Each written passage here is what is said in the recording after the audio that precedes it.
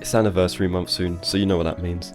Tons, and I mean tons of new things that will be added to both the main game and to Dawn of Fire.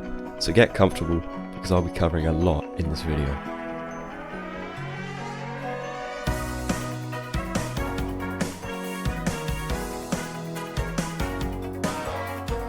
Let's start with the main game. There's a few things that I think have a possibility of being added. Some with a higher chance than others, but I'll go over all of them just in case. Starting with rares and epics. The first rare I think we'll get is rare Enchantling. Enchantling is the very last magical that needs a rare, and with the consistent release of rare magicals recently, it's safe to say it has a high chance of releasing during anniversary month.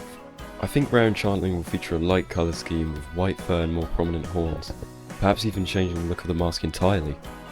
Another rare monster that could have a chance of being added this anniversary month is rare Yooreek. It's coming up on It's coming up on almost 2 years since What the fuck? It's coming up on almost 2 years since Ethereal Workshop's release, so what better time to start releasing the rare triple Ethereals? Especially since the release of the Islets and the later rare and epic monsters coming to them. Yes, I did it! Oh!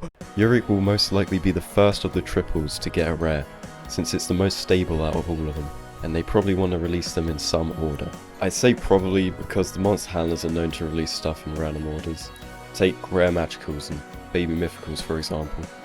I think it would be really cool if rare Yooreek had Gadzook's colour palette and characteristics. As stated in Yooreek's bio, the two appear to have a lot of genetic programming in common. Finally, I think we might get our first epic dream mythical. Hold up. Cataliszt. Let's see. Okay, dream element. Finally, I think we might get our first epic dream. That just doesn't sound right. You know what I mean, we might be getting epic Cataliszt. Epic Cataliszt will obviously release before the dream mythicals, just like its rare form. And since all the rare dream mythicals are now all out, this means we can now get epic dream mythicals and even epic Cataliszt.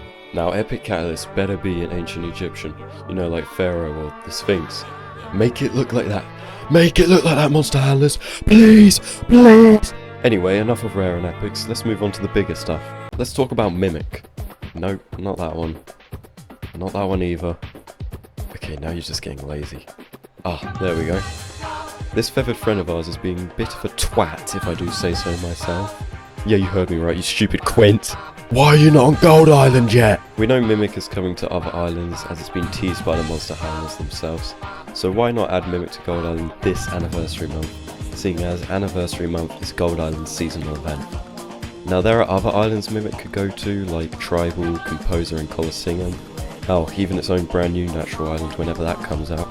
But I think Gold is the most likely for it to go to first.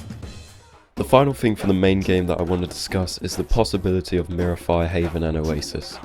We know these are coming due to the price difference between Mirror Earth and Mirror Light, with Earth being 500 diamonds and Light being 700, so that pretty much confirms that there will be at least one new Mirror Island in between, the Fire Islands being the most likely choice. Both these islands will cost the same price, that being 600 diamonds, for a few reasons. There's only a 100 diamond gap between Earth and Light, they're both Fire Islands and they both share the same colossal spirit.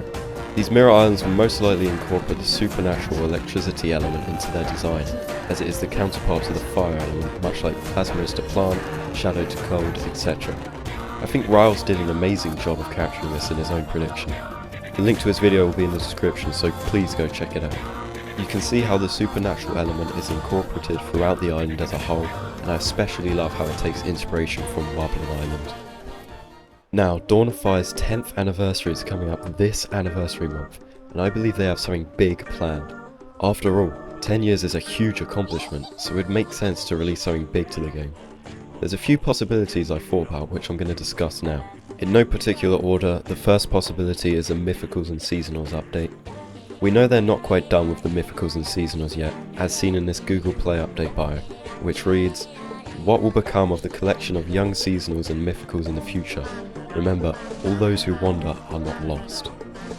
This is clearly teasing something about these classes which I have a few theories for.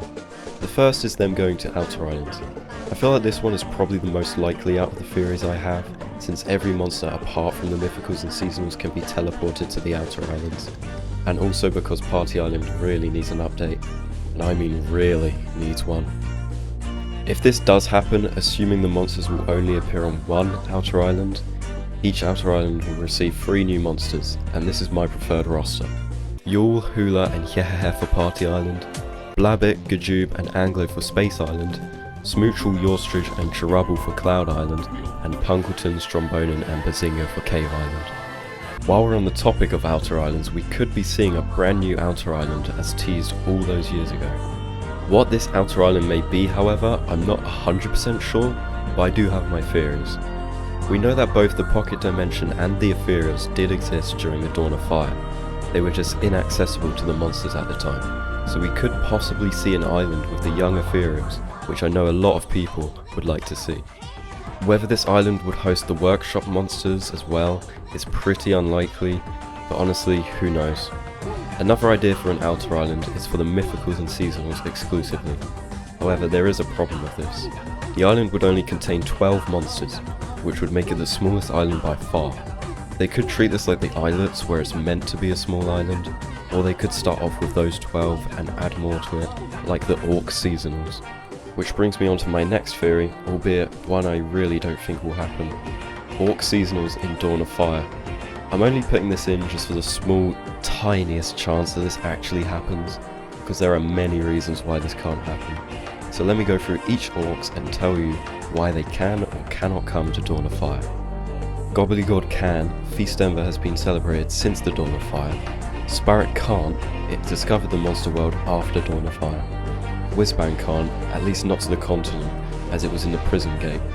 Bookworm, Fiddle, Clavera, Carolong, Jamboree and Vivine, maybe there's not too much to go off. And finally, Monculus can't, as it's in the Pocket Dimension.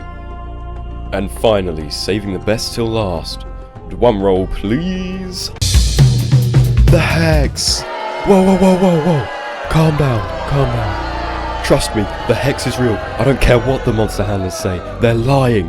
The HEX is real, it's gonna come. Trust me, I'm not crazy, you are. What else would the essences be for? Why are there 6 elements on the continent anyway? Wildbox isn't the HEX, I refuse to believe.